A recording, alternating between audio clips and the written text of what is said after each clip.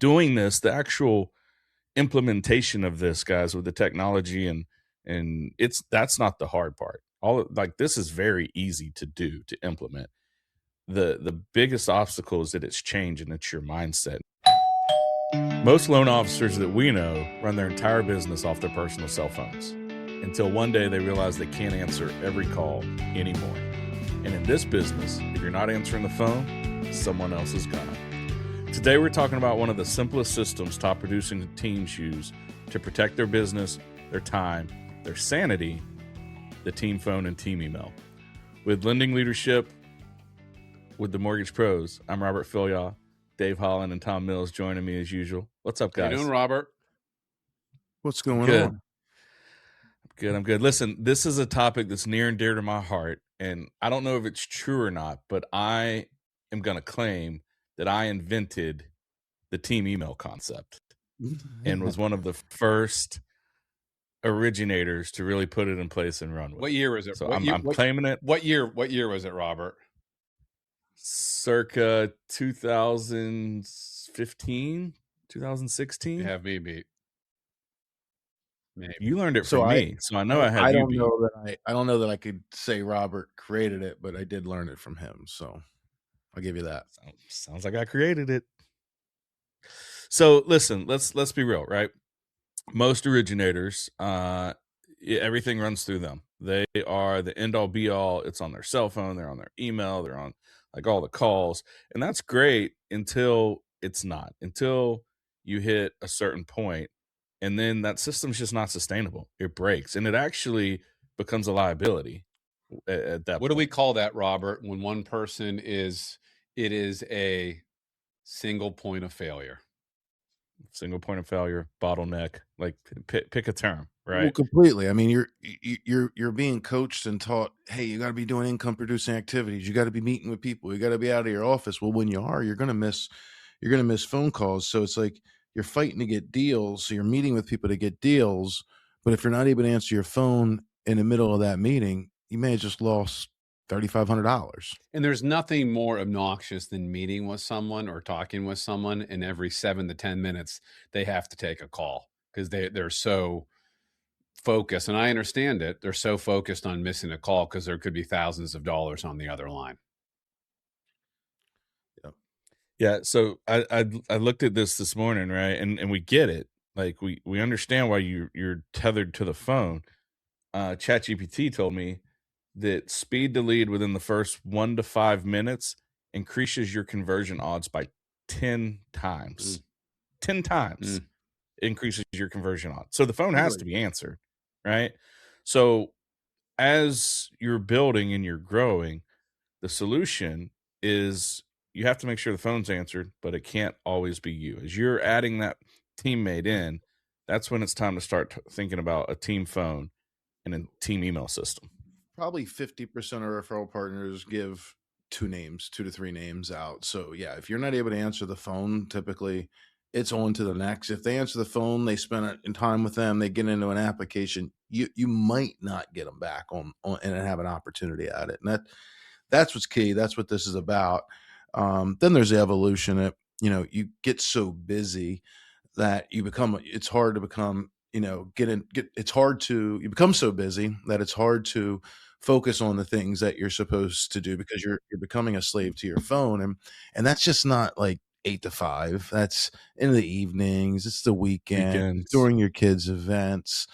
So it's really, not just to save, create revenue by having it in place and to save from losing deals, but it's also to save your sanity and have a work-life balance and be able to enjoy your time outside of work, but still make sure that your clients are getting service and phones getting answered. And we should say, before we get too deep into this conversation, some people are not able to handle this. Some people will actually drive themselves more crazy by attempting this and attempting a team email. And there's a certain tipping point, and I don't know what that tipping point is. So I'll throw it back to you guys. When do you know you've outgrown your cell phone, a single cell phone, when you're a single point of failure? At what point? I guess a lot of it depends how many hours you're willing to put in. I think a lot of it depends on, when are you able to bring support in, right? Because Yeah. that's kind of the big question. You need to have somebody else to be able to answer the phone Yeah, to be able to put it. if you may have outgrown it, right? But if you don't have someone else to Right. pivot to, you might have a system. And listen, it could be something as simple as an answering service to begin with, right? But I mean, some warning signs, like if you're out there and you're like, I feel like a infomercial for a disease or something now. If you have these signs, it's a warning that you may need team email and team phone, right? If your wife's on you about you're always on your phone, like you can't disconnect. If you're missing deals, like you aren't able. If you're out, like I used to remember, I'd be at closings and at realtor offices, and I would come back to the office, and I would have like 6 messages to return, and 5 of them were new leads, and now I'm calling back, and they've already talked to someone, and now I'm in a knife fight for the deal, right? If your clients and your agents, most importantly, your agents are complaining that you're really hard to get a hold of sometimes, like that, there's your sign. Like they're telling you, they're giving you the feedback. These are all warning signs that, it may be time to start looking at some team phone, team email, and more importantly, it's time to start looking for some help if you don't have it. Mm-hmm.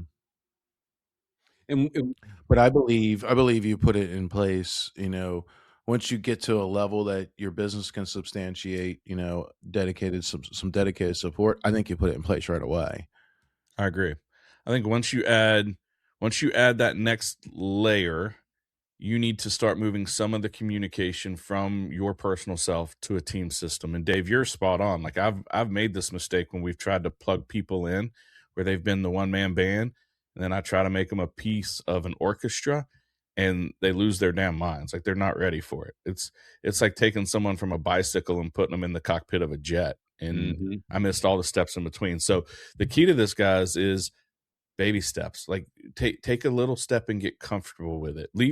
Leave your cell phone, like get the team line and have them start working on that while you're still doing your cell phone, right? Eventually you want to migrate over, but that team line say, hey, like you can forward your cell phone and you answer calls for the next hour. And start there. Like you can start small. Mm-hmm. I mean, I personally don't publish my cell phone anywhere. It's only the team line and it's only the team email address. And I don't do that because I don't want to talk to customers. I still talk to several customers a day because I like it.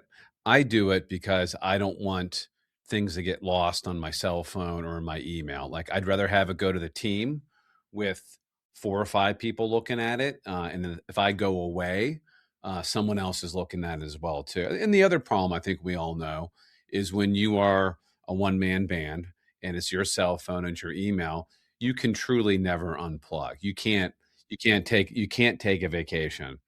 I was in South America this winter in January, and I didn't look at my email, my text, or my cell phone for 7 days, and I wasn't worried about it because I knew my team. I knew my team had it, and if I was the only person, I would have probably had to leave my cell phone at home or figure something out while I was away. You'd have been working 4 or 5 hours a day. It also you're simplifying the channels of communication for the customer because they don't want to remember, your assistant's number and your number. There should be one number. They're calling. They know they're getting service at that number. Somebody's going to answer it. That's really important. The customer doesn't want to call around to find the person that they. I mean, hopefully they're not doing a lot of calling in. You're on offense, but that's really important. Mm-hmm. Yeah. So as I think, as you're bringing that first team member on, that's the time to start establishing it, start transferring to using that number. It's not flipping a light switch. That's one of my favorite metaphors, right? It doesn't happen overnight, and that's okay. For most of you out there, you don't want it to because you're going to clinch up and try to pull it back. So start thinking about what are some of the baby steps that you take? How do you make sure that the calls get answered? What systems are you going to use? The technology that's out there with the soft phones, whether it's Ring Central or LeapPad, or there's a handful of them, are fantastic, right? Texting, you need to think about that as a feature, right? Like this is something that could be as easy as you get a second phone with the number on it, and you leave it for your team so they start answering texts, right? Texts blow my day up. So there's 100 different ways that you can structure this.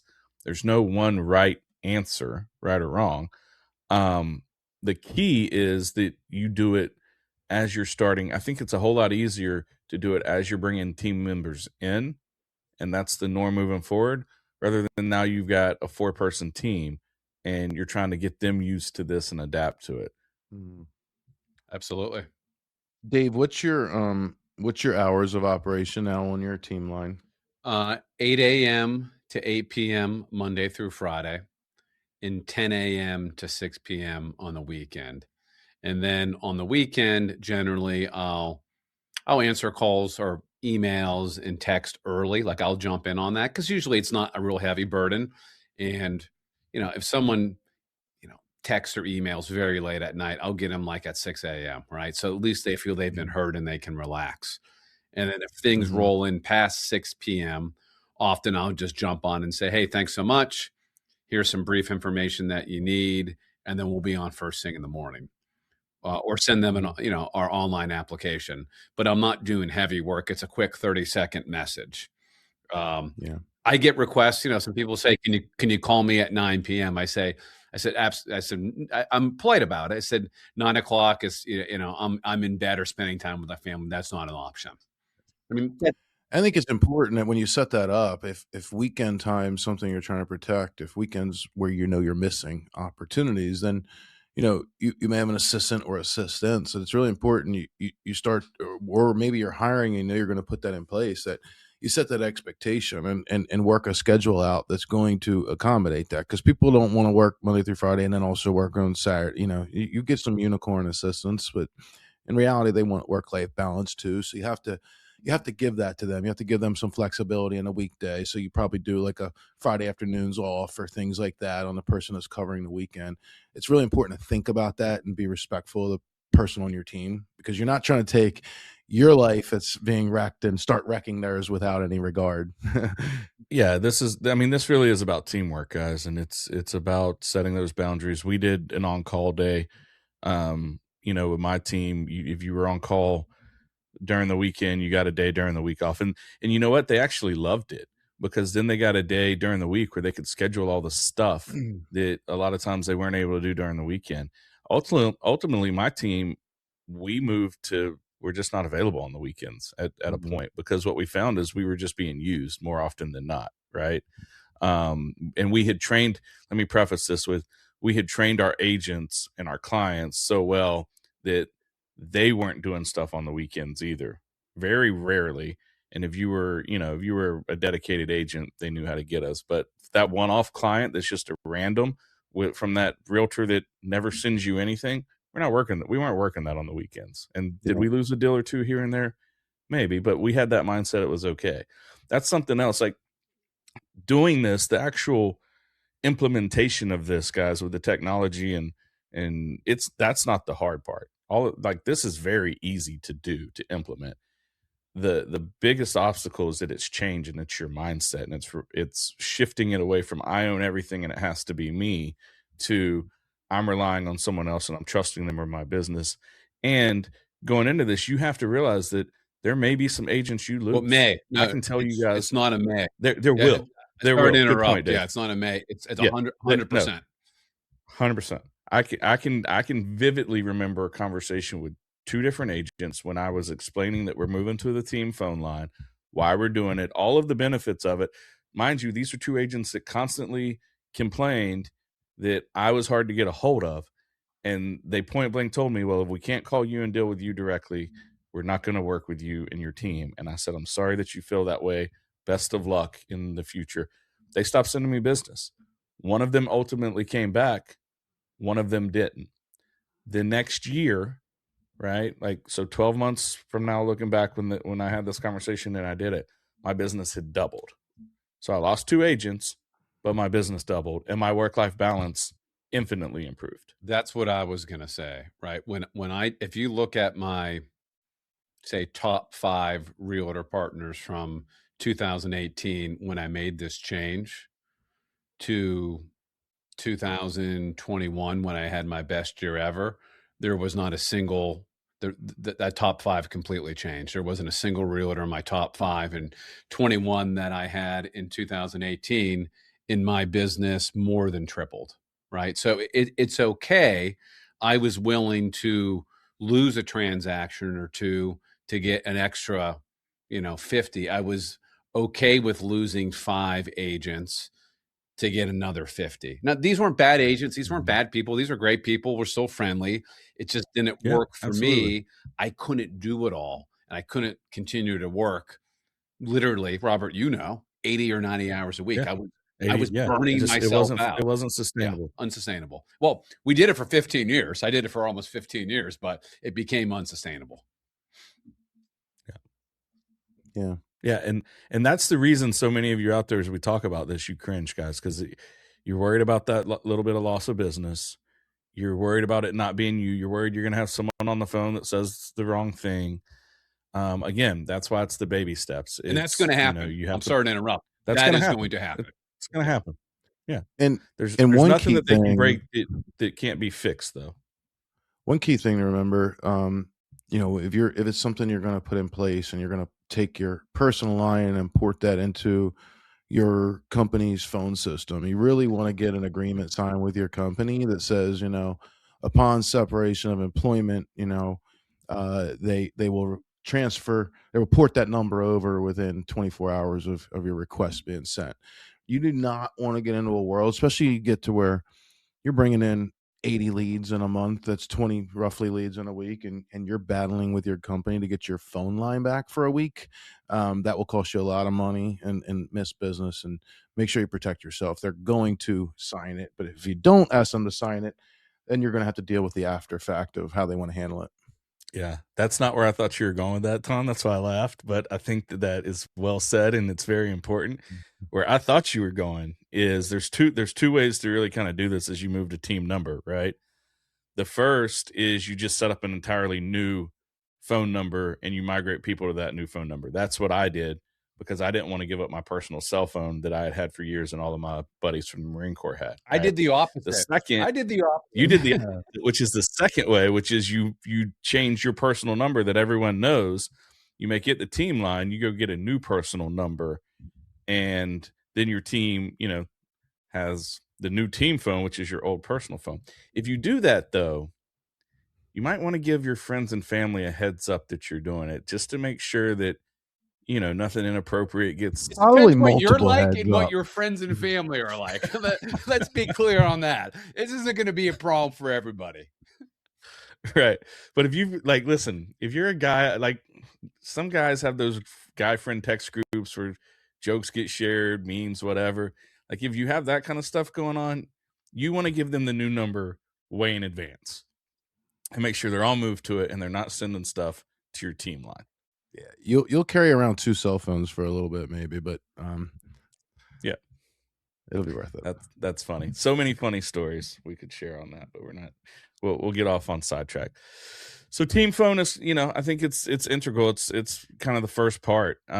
Get that monkey off your back. I honestly think that when you are able to do this and someone is always answering the phone, and you don't have this laundry list of people to call back, you're going to capture more leads. You're going to convert better.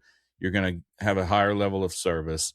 It's going to be a little bit uncomfortable through change, but ultimately it's going to be a winning situation for you.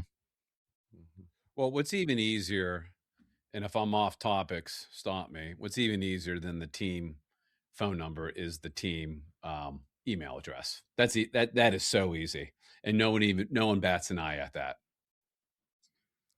Well, there's an organization around it. Yeah, it is and it isn't. It's easy. I think it's easy to implement and no one questions it. But from an LO perspective, from a letting go perspective, I think it's much more difficult. Because now, are they answering the emails the right way? Is there something sitting? Is, now something's in writing. Did they say the wrong thing? Templates. My team uses templates for appraisals, yes. Closure disclosures, sending electronic documents. We have templates for basically when there's an introduction. It's just an efficiency time saver anyway, and it ensures you're getting the communication in the way you want it communicated. I think that's really important. Yeah. So, and I think that's a great segue, Dave, to the other half of the system is the team email, right? Email is the bane of our existence. It is a huge time suck for the originator. I literally remember where, I'd be out all day and I would come home and I would have an hour and a half, 2 hours of just emails to respond to and stuff. And, some of it's fluff, some of it's garbage. So for everyone that doesn't know, team email, it's a shared box, right? Your loan partners, you can have whoever, and it all comes into one inbox. And then you filter it and answer it and it goes from there. So a lot of different ways that this can be set up. Again, I invented it, so I kind of have a good handle on it. The way me and my team did it is we were all in the same account. We use color coding, so you can set everybody with a color. Everyone's responsible for the inbox. We tried to work off of a 0 inbox rule, right? So we had folders, leads, and then the customer, and then we would have files, and then so you'd start as a lead with a folder, and then you'd move to new active pipeline, and then close pipeline. And basically the rule was, if the email was still in the inbox, there was something that needed to be done with it. Informational stuff like a title update, I don't need to see that. Now, out of the gate, I wanted to see everything, right? And that's how you guys are going to be. But as you grow and learn, your team's going to know the stuff that you don't care to see, and now you only get brought in on the fires that you need to be involved with. They're going to file all the rest of that crap. You use a color coding system. So Dave has, I think, 17 loan partners, right? So if one of them's in there and it's something that the other one needs to do, they've read it, they put their color on it. So now when the next loan partner comes in, you look at what's new and what has my color on it. And that's all you got to worry about. Dave goes in there. The only thing he's looking at is what's new, what hasn't been read yet. We deal with that. Put people's color on it, move it, whatever. And then what has my color on it?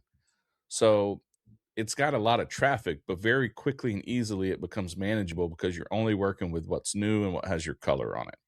And then everything else gets filed away. Use the templates that Dave mentioned, use auto replies, and then you have consistent, intentional communication coming from your team. And really it streamlines everything. So when you talk about your system, in the color coding, it is a completely separate email box that needs to be logged into. Is that correct? It's not going to their personal business email, if you were? Correct. We set up a completely separate email address.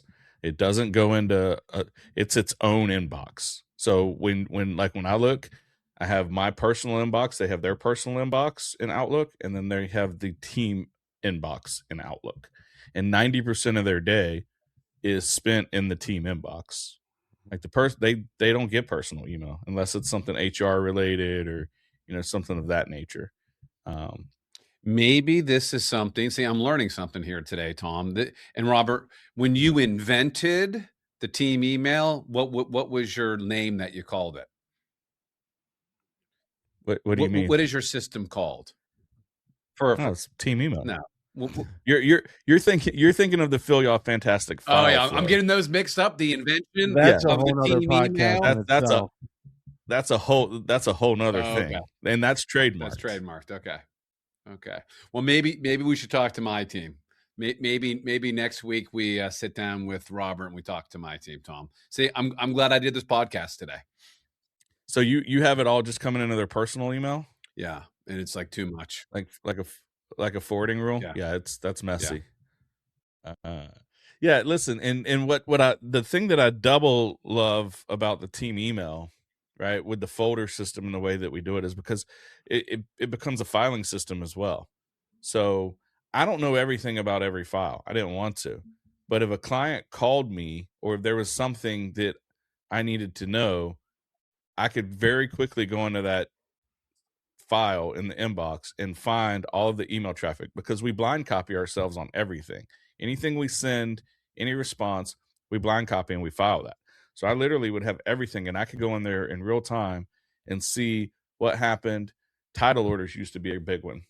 The title company would say, oh, we didn't get a title order. Throw us under the bus to the realtor. The realtor's calling me. Why don't we have a title order? Blah, blah, blah. I'd go in. Oh, here's our title order. We sent it on this date. Here's the email. Here's where you acknowledge receipt of it.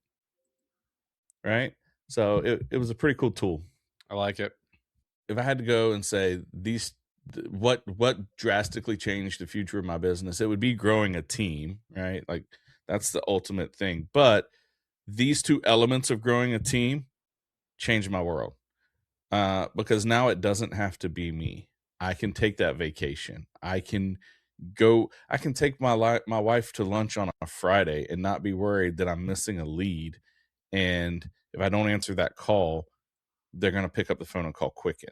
Like, the freedom that comes from this, you can't even quantify it. It is massive, and it will change your business. But you have to be ready for it. Have to be ready for it. And you have to be open to change. It's going to be uncomfortable to begin with. It's going to be uncomfortable to begin with. Change is the one thing constant in our business. Embrace it. Embrace the ability to scale. Get some balance in your life.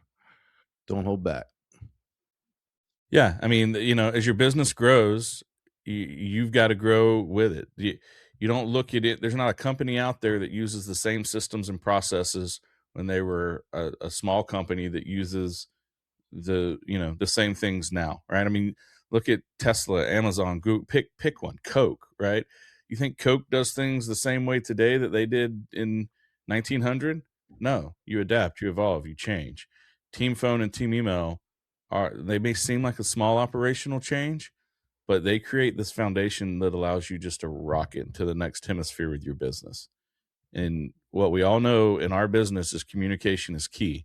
And when you can scale that, your production's soon to follow. Absolutely. Hey, listen, if you're out there and you're like, this sounds awesome, but I don't know where to start. I don't know where to begin. I don't know what to do. We're working on putting kind of a step-by-step playbook together. Raise your hand if you want that. Hit us up. I'd love to set up a one-on-one call with anyone that's interested in learning more. I just did this for a good friend of ours who's in a coaching group with us. I walked him through setting up team email, and he implemented it with his team. He texted me probably 6 weeks ago and said it's been a game changer for them. So we're happy to give back in that manner. Just get with us. Also, if you haven't subscribed, go ahead and smash that subscribe now, and make sure to leave us a 5-star review. We appreciate you guys tuning in. For Tom Mills and Dave Holland, I'm Robert Fillyaw, lending leadership with the Mortgage Pros. Thanks, y'all. Thanks, everyone. Thanks, y'all.